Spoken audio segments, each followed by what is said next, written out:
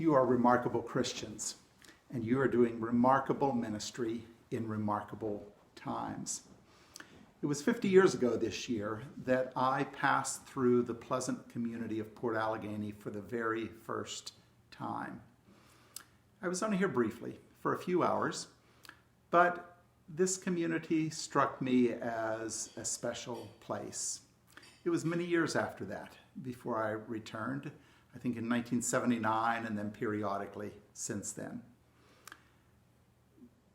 But in 1970, I thought, great folk, great community.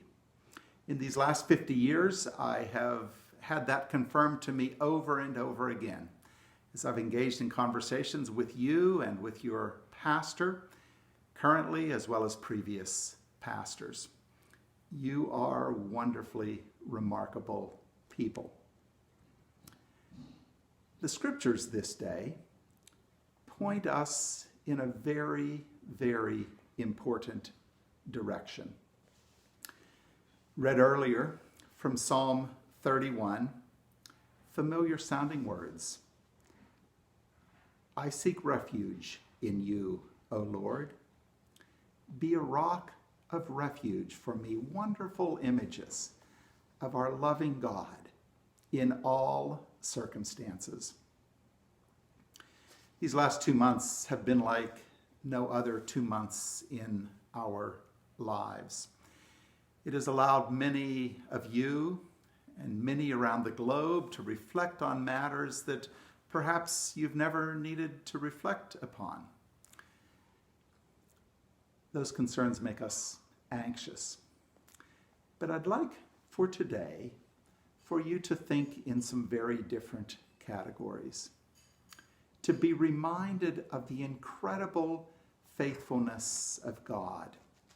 As I prepared my comments for this week, I was struck by those very, very difficult circumstances in which humanity has found itself across the millennia.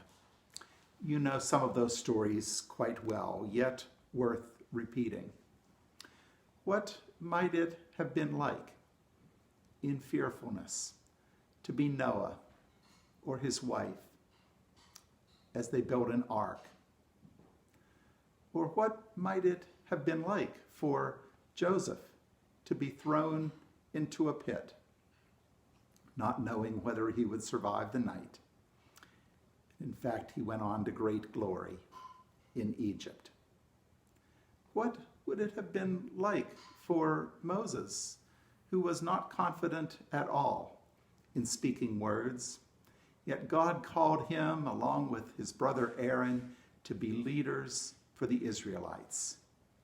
What would it have been like for those Israelites in captivity, in slavery, making bricks, working harder and harder, and seeing no light at the end of the tunnel? What would it have been like for 40 years? Imagine 40 years of wilderness wandering, wishing they were back in Egypt, though Egypt was no great picnic. They didn't want to be in the wilderness either. What would it have been like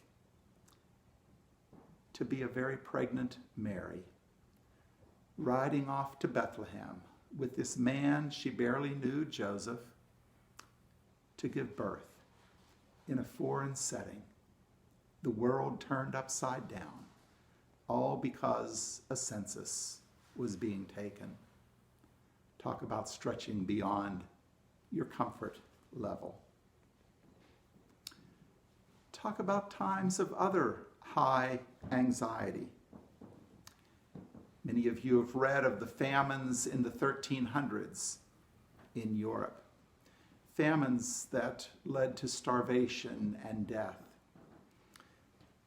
Some of you have read about the Black Plague from 1347 to 1351, in which it was estimated that between 30 to 60% of the European population died in a 4-year period. Some of you remember stories from just a century ago. My own mother was born in 1914, and some of her earliest memories as a 4-year-old child was the 1918 flu epidemic and the impact it had on her tiny community in southern Illinois. And in that same year, a parade to celebrate soldiers returning from the First World War to her community, including 2 of her own uncles who had survived that cataclysm in Europe. More recently, some of you recall the Great Depression, the Second World War.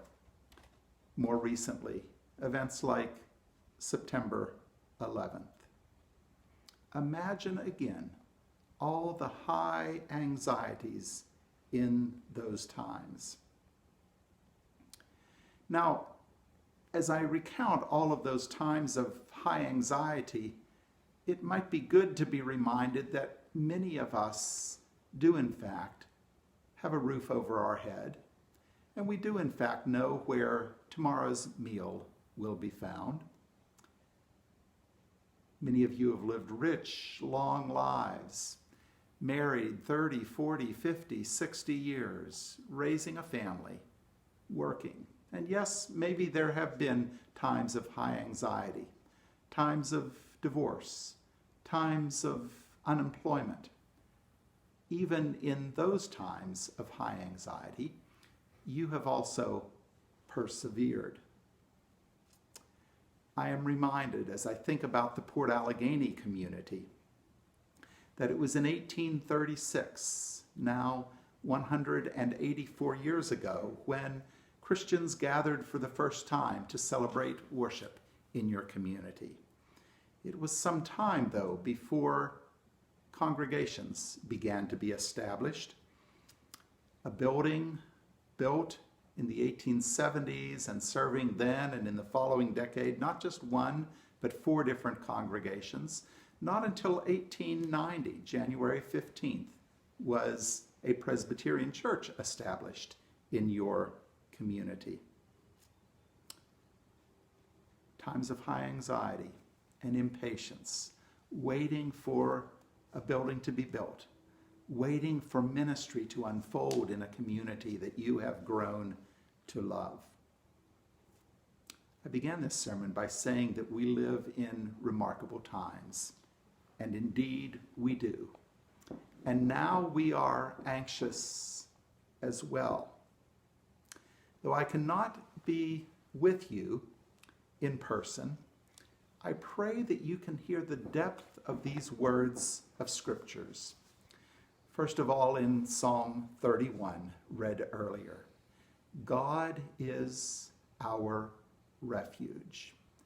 We are never, ever alone.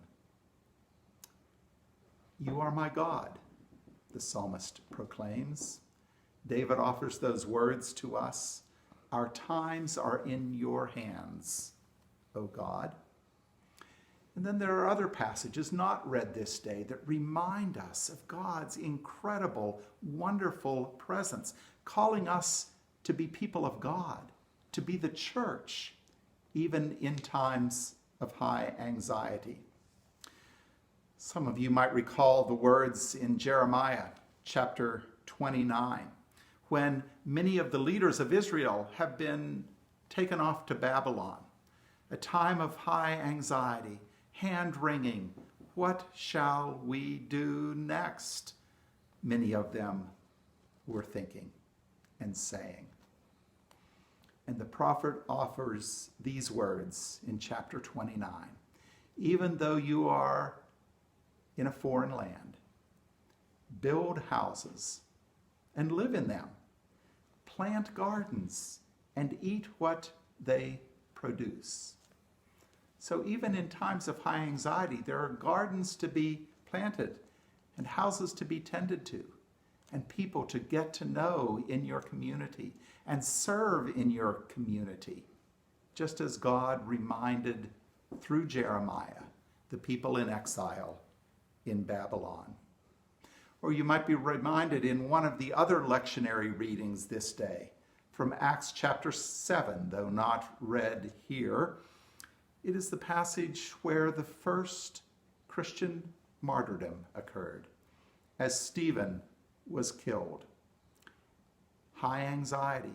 What will happen next? There is opposition to this Christian movement, this fledgling movement, only begun. And now one of our leaders, Stephen, is gone. High anxiety. Back to the Psalms. You are our refuge. You are our rock. You are never, ever alone. I end by moving to that passage read earlier from 1 Peter chapter 2. Once you were not a people, but now you are God's people. Once you have not received mercy, but now you have received mercy. Though I regret this day being unable to worship with you in Port Allegany, for I so treasure your community. I am with you in spirit, and I pray that these words linger with us this week and this month and this year and beyond. Life is fragile. We've been reminded of that in the last 2 months.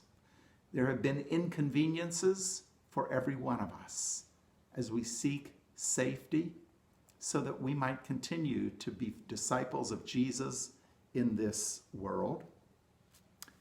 1 Peter chapter 2 reminds us, once we were no people, but now we are indeed God's people.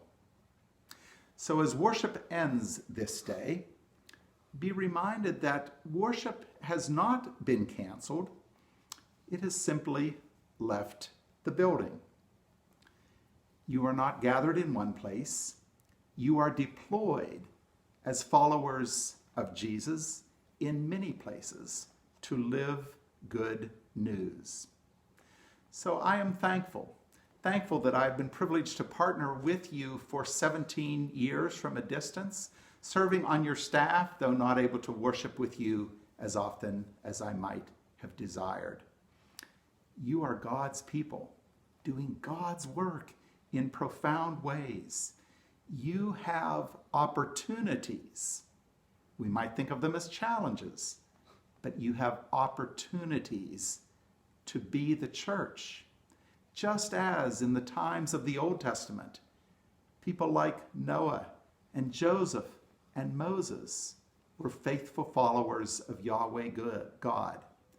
And Mary and Joseph in the early church, and people through a time of the Black Plague and depression and wars and desolation. And you as well, standing on the shoulders of the saints that have preceded us in Port Allegany and around the globe, you as well have the opportunity to share the good news of the gospel. I thank God for your testimony. I pray that you shall cling well to the words of Psalm 31 and from 1 Peter chapter 2. You are our refuge. In you, O God, we seek comfort. We seek support. Once you were no people, and now you are God's people. Thanks be to God. Amen.